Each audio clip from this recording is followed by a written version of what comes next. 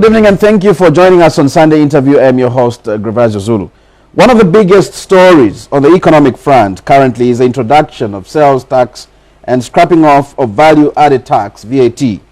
Government has been campaigning for the new tax as an effective way of collecting revenue, but the private sector and some economists have expressed reservations, describing sales tax as complex and not good for the growth of business. This evening, we interrogate the pros and cons of sales tax with Z.R.A. Commissioner General Kingsley Chanda. Sir, welcome to the program. Good evening, Grevazio, and good evening, viewers. Now, I know our biggest story on the program tonight is sales tax, but I want to start with a general question, looking at tax. And I know that as Z.R.A. you exceeded the target for the quarter ending December 2018. But looking at the economy, it doesn't look very strong. What are the projections for 2019? Is that going to affect your collections, your targets? Well, I think so far, Grevazio, we are doing very well. We are growing the tax. I think at the end of April, we grew the tax by 16%. If you compare the first quarter, the first 4 months of 2018 to the first 4 months of 2019. In terms of tax collections, the picture is looking very positive. So when you look at the forecast for 2019, you can safely say there are no major challenges you anticipate in this year? Not at all. I think in terms of the target that is in the 2019 budget, we are confident that we will deliver. Yeah. Now, let's look at sales tax. There's a lot of concern around the new tax regime, particularly sales tax, and you're standing firm on it, and clearly stated you are not going back. Now, to just start this topic and discussion, I want you to talk about the difference between VAT and sales tax. Okay. Let me just clarify one issue. The Zambia Revenue Authority is a tax administrator. The policy component of tax in this country is the responsibility of the Ministry of Finance. Okay? That said, I must also indicate that part of our responsibilities is to provide tax advice to the Ministry of Finance. And I must therefore indicate here that the Zambia Revenue Authority fully supports government policy to move from value-added tax to sales tax. Okay?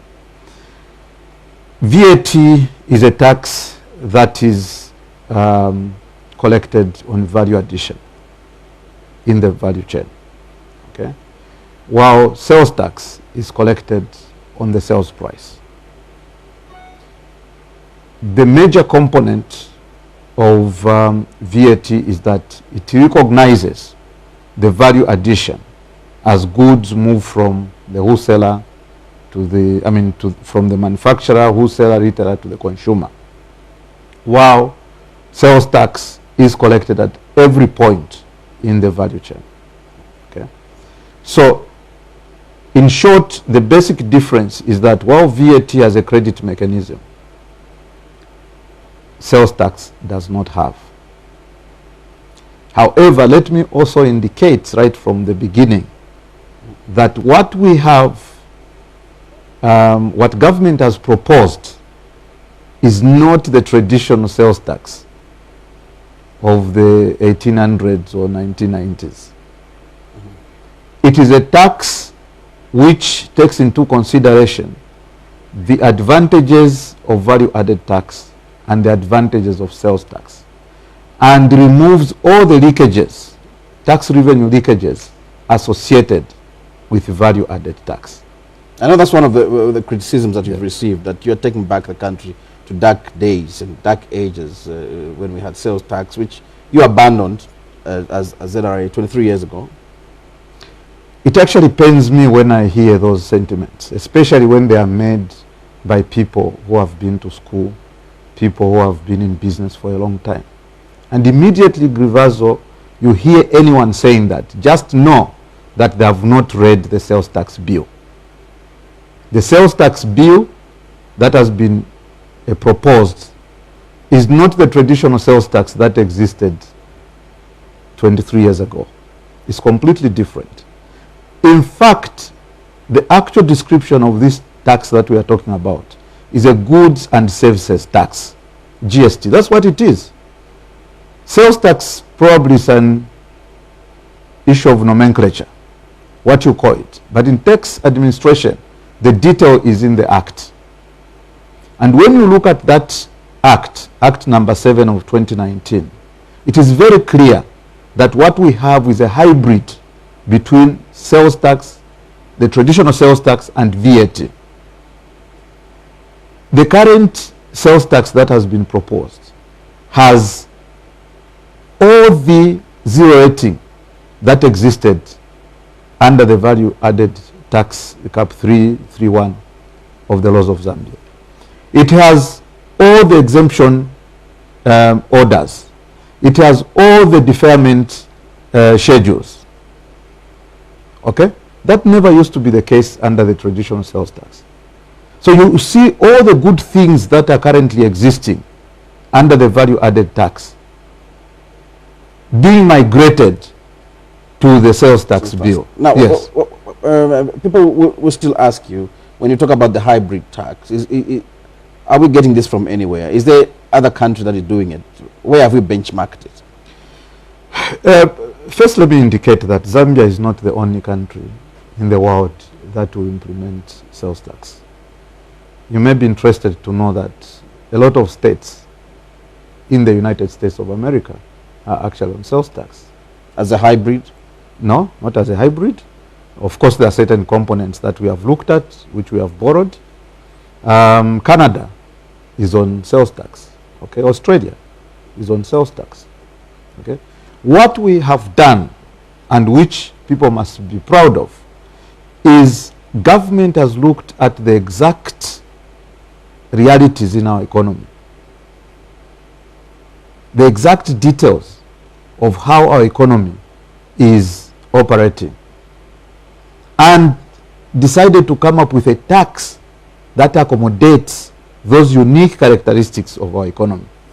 The fact that something is being done elsewhere and it's wrong doesn't mean it should be implemented in Zambia, even if the economic realities in Zambia are different. For example, our economy, it's a fact, is characterized by high consumption and low production.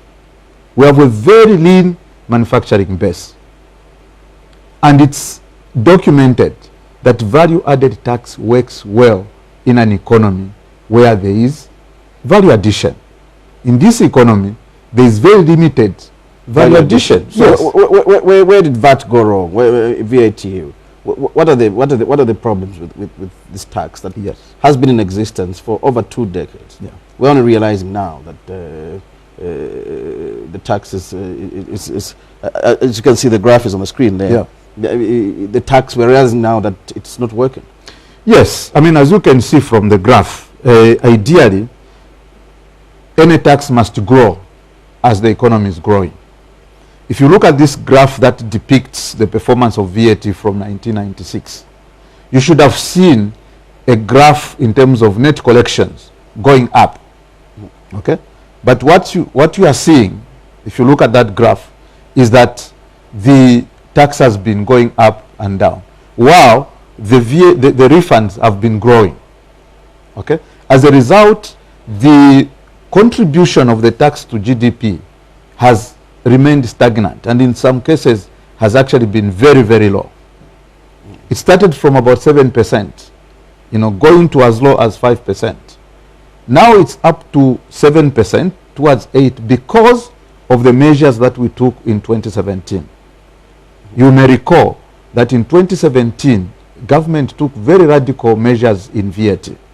One, there was an introduction of withholding VAT at source, meaning Z.R.A was empowered to appoint tax agents.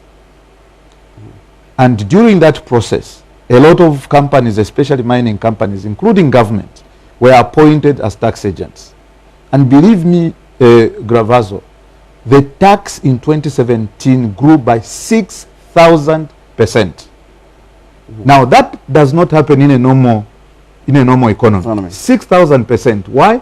Because just by appointing tax agents and by withholding tax at source, we sealed some leakages. But what was shocking also is that even the refunds started growing exponentially, okay? Which is probably understandable, because then it means a lot of people started complying with VAT. But refunds increased from an average of 550 to 774 million every month in 2018. And when the minister announced in October 2018 that we are going to abolish VAT, the refund claims jumped from 774 million per month to 1.4 billion per month as of today. So you were not alert? No, we have always been alert. The fraud has always been in front of your faces. You were able to see it. In fact, what will surprise you is that is one of the reasons why we must modify our VAT. For me, I'm calling this introduction of sales tax largely as a modification of our VAT to ensure that it is in conformity with our realities in our economy. Okay? Fraud. We've been doing audits. We also hired a UK-based company to come and help us with forensic audits. The discoveries there are alarming. We have, and unfortunately, even multinational companies, we have situations of double claims of VAT. VAT in millions of dollars being claimed twice. And you've paid as Z.R.A. Government has ended up paying. Of course, of course. Prosecutions will follow? Well, what we are doing is that we have taken a very hard line on these issues. In the early days of these discoveries, we were penalizing them.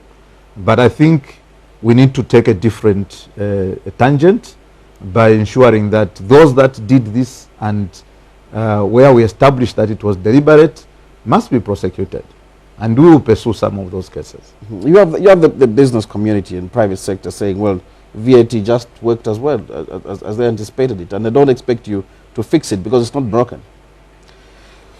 VAT has very serious disadvantages, Grevazo. And I'll mention some of them, the major ones. One, VAT gives an incentive for transfer pricing, where, especially on capital goods. Those who are honest, who agree with me, that suppliers of our major taxpayers in this country, and I do not want to isolate one sector, are actually related companies, okay? Where the parent company is actually the supplier of goods and services to the subsidiary in the country. So where, for example, capital equipment is supposed to cost $100,000, it is declared at $1 million, okay? The $900,000 is siphoned out of the economy to that parent company, okay?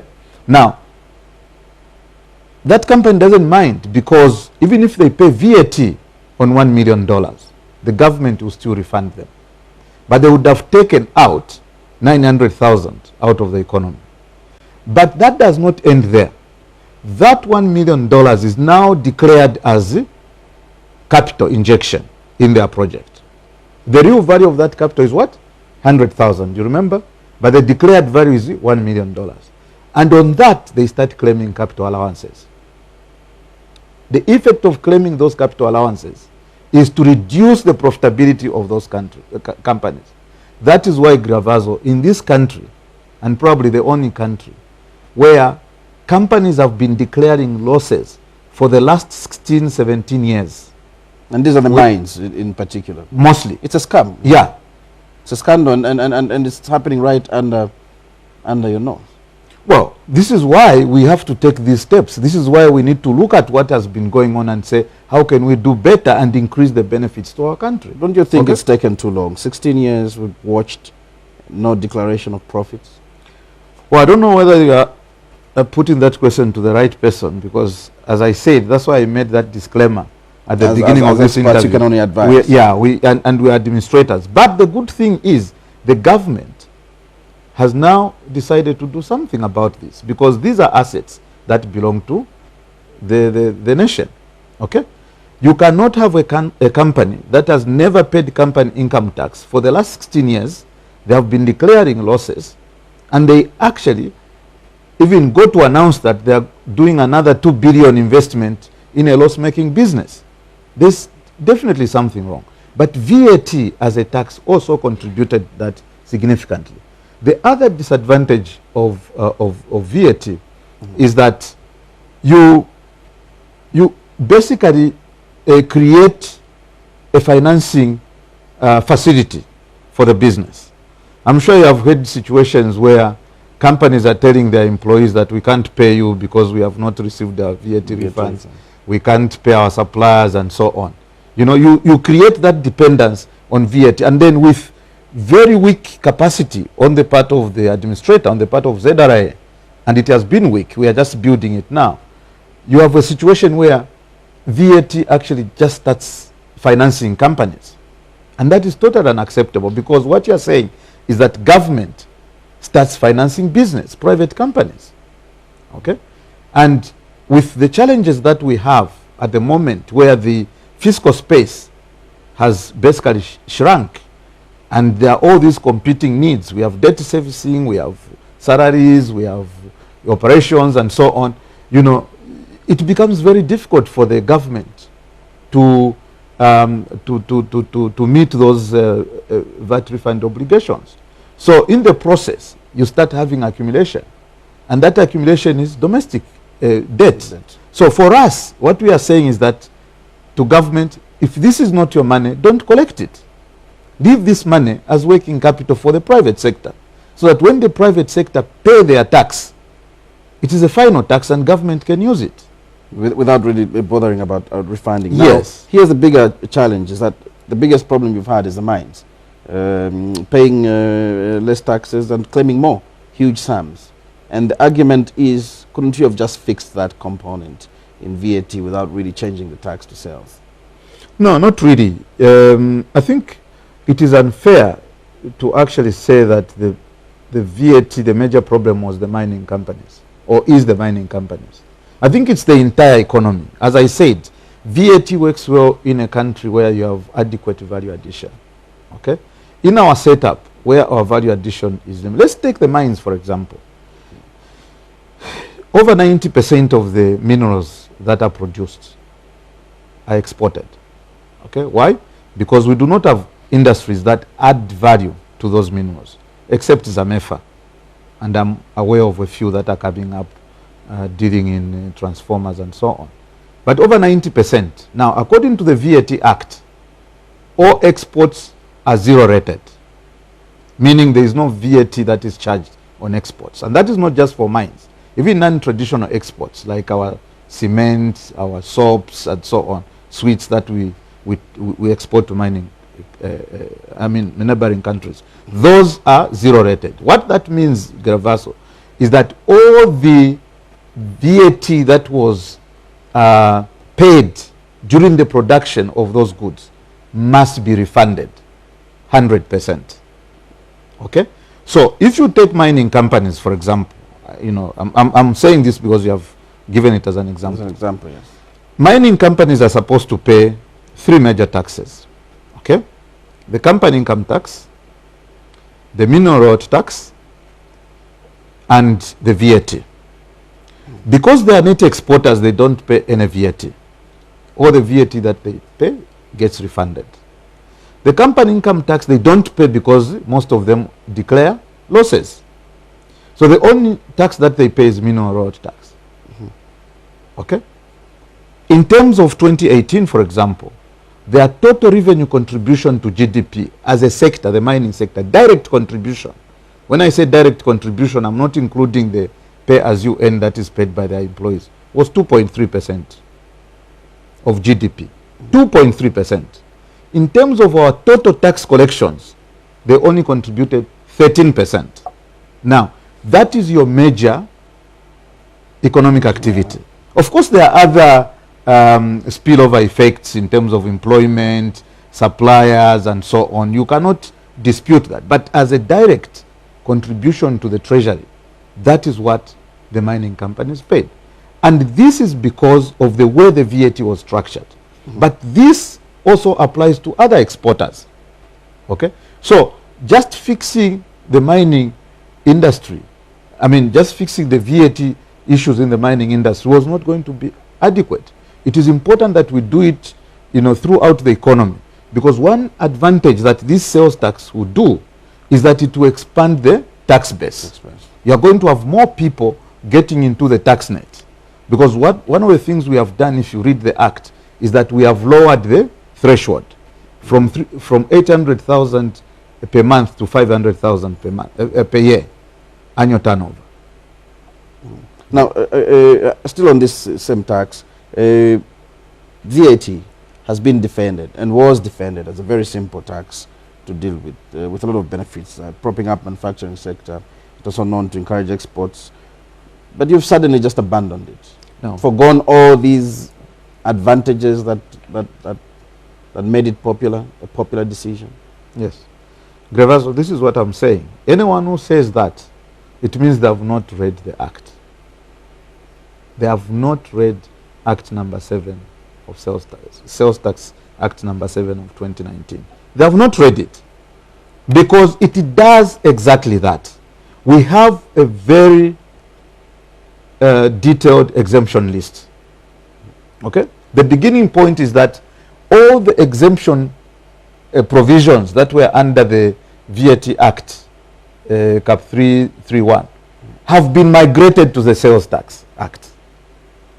All of them.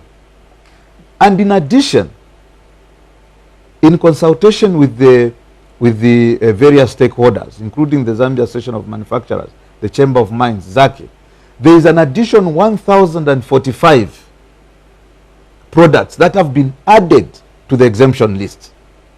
The reason why government is doing this is to ensure that the benefits that were being given to manufacturers, to the mining sector, are continued.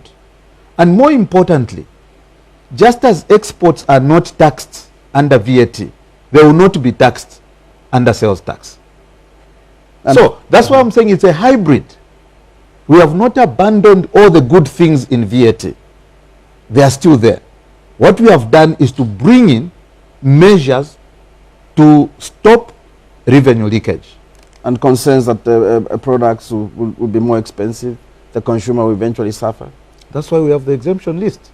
The exemption list will ensure that the inputs into production in Zambia come in at 0%, so that the tax incidence will be at the factory gate as goods are coming out of a factory in Zambia.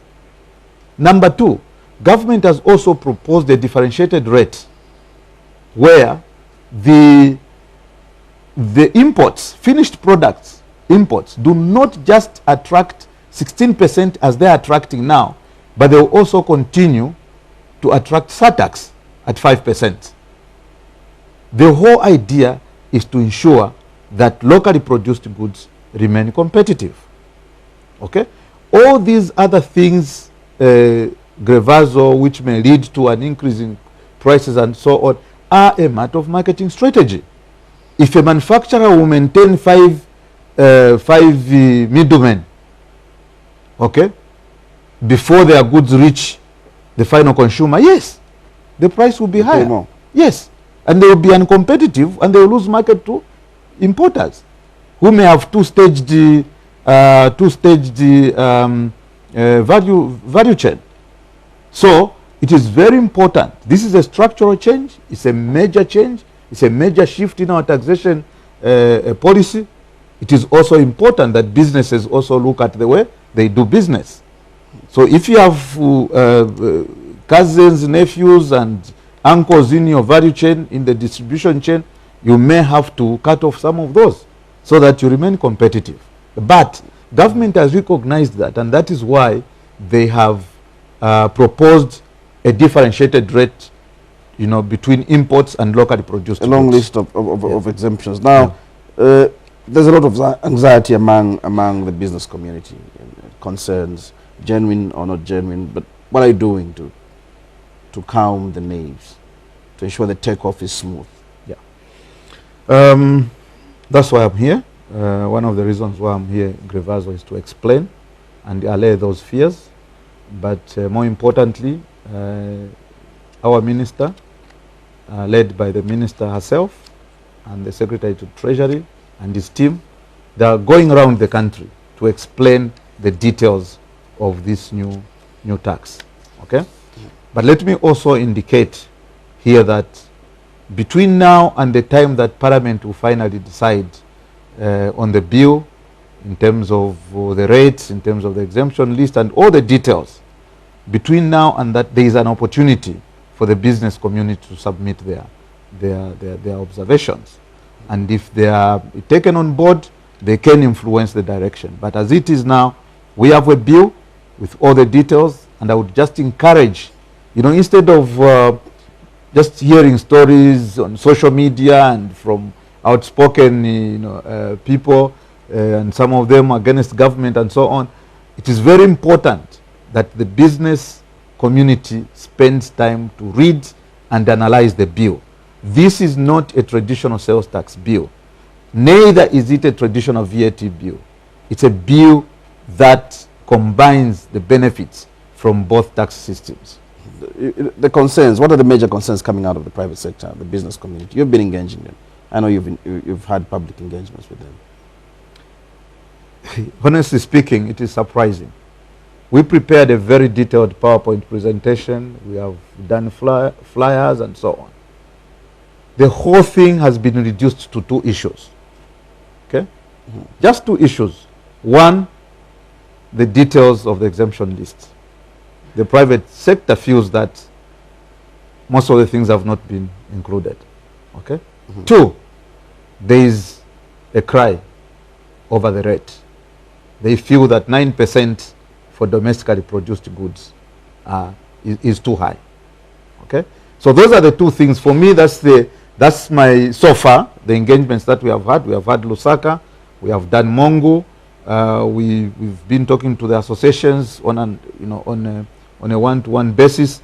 It seems everything else is acceptable except those two things. Yeah, they want more products on the exemption list, and they want a reduced rate in terms of the domestic rate. What is the status when it comes to verified VAT refund claims? You know that before this law comes into place, there were claims that were verified. What happens to that? We are paying. We are paying huge sums. Yes, huge sums. I mean, so far as at end of March, we paid 1.5 billion kwacha in terms of VAT refunds. We've in the first week of May, we've ring-fenced 650 million kwacha, and we hope with the authority from the Ministry of Finance, we may pay slightly more. On average, we do 800 million kwacha every month in terms of refunds. So we'll continue to do that. Once verified and accepted, we plan to pay all those refunds. Now, the other bigger complainant about this tax change is the mining sector. The mines have mentioned to you, sent a message that this is going to affect the cost of production, the cost of doing business. Yes. And in effect, you're actually attacking your biggest payer of tax. The biggest payer of tax? Biggest employer? Yeah, biggest employer, yes. But the biggest payer of tax in this country is actually the retail sector. That's where over 80% of our collections are coming from. Okay? But that doesn't mean the mining sector is insignificant. Yes, it's significant, very significant in terms of employment, very significant in terms of forex, and so on. But in terms of tax contribution, I think the mining companies can do better. That said, and answering your question directly, sales tax is not designed to make business in the mining sector expensive. Okay? I think it's only fair that the mining sector starts contributing equitably to the treasury. Okay? There are a lot of projects that are going on from which the mining sector benefits. Roads, for example, health. Okay? These are areas where the mining sector directly benefits. So it is only fair that the mining companies in this country start contributing fairly to the tax base. Surely declaring losses for 16 years, 17 years, but at the same time announcing huge projects, investments, and so on, it's contradictory. There is no reasonable shareholder who would approve an investment of 2 billion in a loss-making business. There's something wrong. So for us, these reforms are designed to make every citizen and every corporate in this country to contribute to the tax base. And that is what sales tax will do. Okay? I want to say this, Grivazo, I'm not in policy, but as a citizen, I feel that the best way to tax your population is through consumption. Because consumption is controlled by the consumer. I'll give you an example.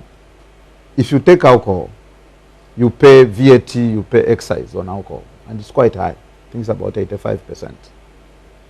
So, if you choose not to drink that alcohol on a given weekend, you don't pay that tax. If you choose to drink alcohol every day, you pay that tax. Okay? I personally do not support higher direct taxes. Okay? Higher direct taxes are toxic, even politically. You know, when you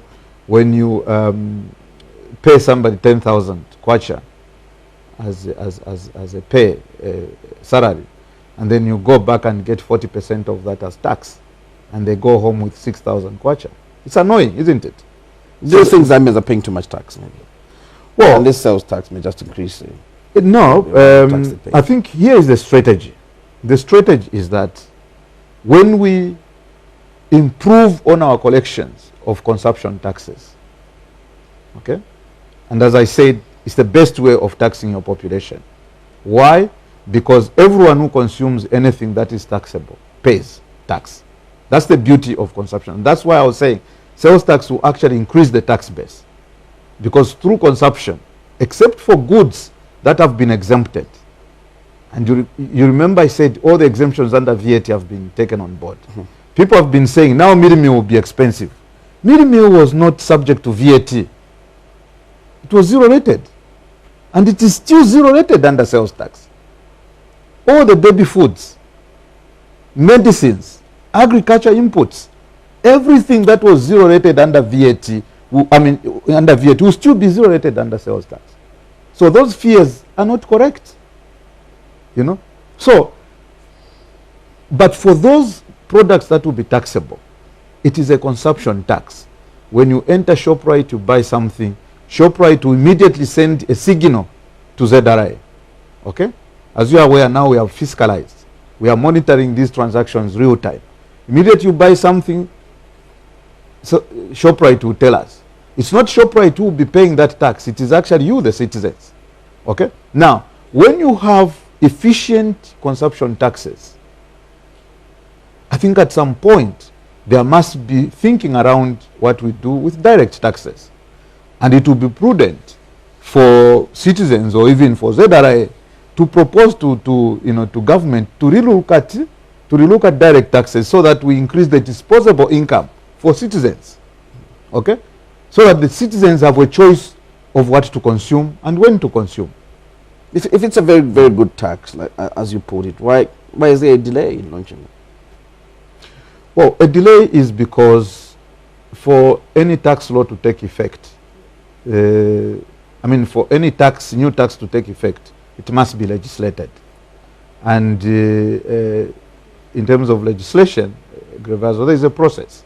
You go to Parliament, you have first reading, you have second, you have third reading, You have His Excellency signing the act into law, and so on. So you have all that process. So you cannot just, that's why the minister said, let's go for 1st July, to go through this process. But more importantly, to engage with the business community and get their input. Is there likely to be changed to the law, to the bill? To the act? It depends on the submission. Once you're done with engaging the public? It depends on the submissions. Tomorrow I'll be appearing before Parliament, the Budget Committee, and I'll be dealing with the same issues. Other witnesses have been called by the Budget Committee, and I'm sure, as per tradition, the Budget Committee will also, invite consultants, experts in this area, and we exchange views. So it's very possible that there could be certain modifications. I mean, that's the purpose of this process. But people feel you've made up your mind and you're not going to move. Again, is that a position? Grevazo, it's not up to me to make up my mind. I'm a tax administrator. As experts, as experts, is that your position? That there should be no movement. The position of Z.R.A, I can speak for the Zambia Revenue Authority. The position is that this is good for our economy. This is the way to go. Okay? We are a sovereign state. We do make sovereign decisions. And I can guarantee you the interactions that I've had with other commissioner generals in the region is that they are just waiting to see what happens in Zambia. They're waiting for Zambia to pilot. Yes. They also have serious challenges with VAT. I'm sure you heard of the fraud, the big fraud that occurred in South Africa. VAT, billions of rands were stolen through false VAT claims. Even in Zambia, we have had serious frauds in terms of VAT claims and so on. So modifications that tightens and stops those leakages should be encouraged. And I would not be surprised if other neighboring countries start coming to Zambia to learn what we are doing about this. To copy the model. Yes. Let's move away from sales tax and just look a bit on other issues. Smuggling has been a big issue, and we've seen in the recent past Z.R.A trying to clamp down on this vice. Are you winning? We are definitely winning, Grevazo. I'll just give you a bit of a background to that. I think we also made a mistake by keeping the same team, the same anti-smuggling team for a long time. I think I wouldn't say that our officers got compromised, but you wouldn't say they became smugglers. But I think they became bored with their job, and maybe there was an issue of over familiarity, which started contributing to the leakages that we experienced. But 3 weeks ago, we changed that team completely. We even changed management of the team, and the response was immediate. Let me say this, Grevazo. Smuggling is a crime. It's a criminal act. Some of these smugglers, and I don't want to sound racist here, but some of these smugglers, the countries where they come from, they cannot even attempt to smuggle, because they are either sentenced for life if they are lucky, or get executed. That is how seriously some of these countries where these same smugglers we are seeing in our country come from. That's the treatment. So they dare not. Okay? But when they come as investors into our country and they start smuggling, and unfortunately our own citizens, in form of customs officers, in form of clearing agents, in form of transporters, they start facilitating such vices. I've said this before, and I want to say it now. Smuggling does not just pose a revenue risk. It is a serious national security risk, because a smuggler can bring in anything. Just yesterday, we intercepted a container full of a beer called Konyagi from Tanzania, which was not properly cleared. People are forfeiting their vehicles, forfeiting their goods. There doesn't seem to be much of lessons being learned. They're still ready to risk. There's big money in smuggling. Yes, there is. I mean, that particular truck I wanted to give you as an example. It is a truck that would have paid around 200,000 kwacha, and they only paid 80,000 kwacha. We have, in the recent past, intercepted over 30 trucks of crude cooking oil, okay, declared as crude cooking oil, when in fact it's refined cooking oil. We've been to some of these places where this cooking oil is repackaged from tankers for people to consume. It's unbelievable. Very poor sanitation. No proper, it's just a tank, things are decanted there, and you know, so there's also a health aspect to smuggling that we must be worried about. But I want to assure you, I want to assure the Zambian people that our new approach to smuggling will ensure that this vice is stopped. What we are doing differently is, one, we'll be forfeiting those trucks.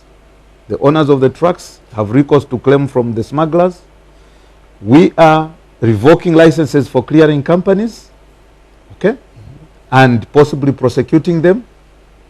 We are firing and prosecuting our own officers, okay, and we just want to show that if any of our officers facilitate smuggling, we will not spare them. We need to protect our economy. We need to protect our industries. And I want to urge Zambians that if you know of any such activities, I know we have not started rewarding informers yet, but that is something that is in the pipeline. But as a patriotic Zambian, please, when you see such activities, report to us. We want to stop smuggling in this country. Now, let's look at some of your statements that you've made in the recent past. You did your own record saying you recruit more agents for an efficient domestic tax system. How well are you doing with that? We are doing very well. First and foremost, in terms of VAT, remember I told you that we increased the tax by 6,000% when we appointed tax agents. That will continue even under sales tax. We will still appoint collection agents. Two, we have been struggling, as you are fully aware, to collect withholding tax on rental income. Okay. Again, we publicized, we invited bidders to register as tax agents to help us collect withholding tax on rental income. So far, we only had two agents, Zanamaka, which represents marketeers, and Sherwood. Sherwood is doing extremely well. We are still working through some details with Zanamaka. I hope we get that right. That is on the collection of the 1 kwacha per day from marketeers. But we will soon be inviting more tax agents because, as you are aware, our geographical spread is limited as Z.R.A. We are largely in provincial capitals, and in some districts we are not there. So we want to register more tax agents so that they can partner with us to start collecting taxes throughout the country. So I think we are doing very well. That program is ongoing. It's not yet ready to where I will be satisfied, but we'll continue working on that. Let's look at TPIN. This has been an exercise in perpetuity, extended and extended and extended. And will it ever come to an end? Yes, it will come to an end. Extension. Yes, it will come to an end. We have registered over 1.2 million TPINs on our system. Not everybody has been captured. We are fully aware. Banks are making a lot of progress because for banks it's a compliance issue. We have now introduced new methods to register for TPIN. I'm sure you are aware of our current tax on phone campaign. We'll soon be rolling out that, where members of the public can actually register for TPIN using their mobile phones. MTN, Airtel and Zamtel on board, and we'll make it. So we are trying to make it simpler for our taxpayers to register. But you must also understand that TPIN registration is an ongoing thing because people, you know, tend to get into the tax bracket at different times. You know, other children are now growing into adults and so on. Yeah. So it's a continuous process, but we want to increase the platforms through which they can register for tipping.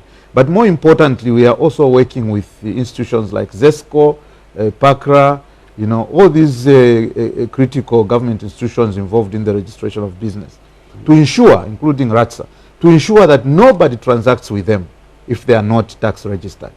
Because that is also another way of tax leakage. If we have those tippings and we are able to see this, you know, these transactions, we'll be able to determine, you know, at what point those citizens are due for payment of tax. Payment of tax. Now, you've spoken a lot about phones and tax online systems. How efficient are these? You're just starting. I know you've opened up a lot of platforms for them. No, they are. For example, we are collecting a lot of revenue on mobile phones, and that's why we are simplifying it by having a unique code. In the past, there was some kind of laborious process of getting a PRN from Z.R.A and then, you know, going to your platform. So now we want everything to be done, you know, the way you do it when you're buying airtime or you're doing a transaction, you know, doing mobile banking and so on. That is the simplification that we are doing. And as soon as we finish that, we will partner with ZNBC and other media houses to popularize the mobile on phone. It is quite efficient. E-platforms, for example, e-payments, I can safely confirm here that over 90% of Z.R.A collections are now coming through e-payments. And of course, our taxpayers are getting used to, you know, to doing these payments. To the new technology. Exactly. You've got a strategic plan, and this was approved by your board. 2019 to 2021, 3-year strategic plan. What do you want to achieve? Well, if you've seen that, that is a real revolution, and it confirms our transformation agenda. Z.R.A with that strategic plan, if and of course it will be implemented in full, will be a completely different institution in the next 3 years. Even our tagline has changed. Now it's my tax, your tax, our destiny. And we also have, you know, values. We have also changed our values. We are looking at taxpayer focus, innovation. We are talking about networking. We are talking about integrity, and so on. So we've really, really focused on things that will transform the organization. And if you have noticed, the difference with our current strategic plan is that we have simplified it. Okay, we do not want our staff to be remembering a lot of complex things. We have made it simple and straightforward, and it has very clear milestones and deliverables, and very clear responsibilities. Who is supposed to do what and when. So we are confident that with this guiding document, we'll be able to transform the revenue. The way Z.R.A operates. Mr. Chanda, it's been a pleasure having you on the program. Thank you, Grevazo. Thank you very much. But we were discussing sales tax, and our guest this evening was the Commissioner General for Zambia Revenue Authority, Mr. Kingsley Chanda. We'll be back next week, same time. Pleasant viewing.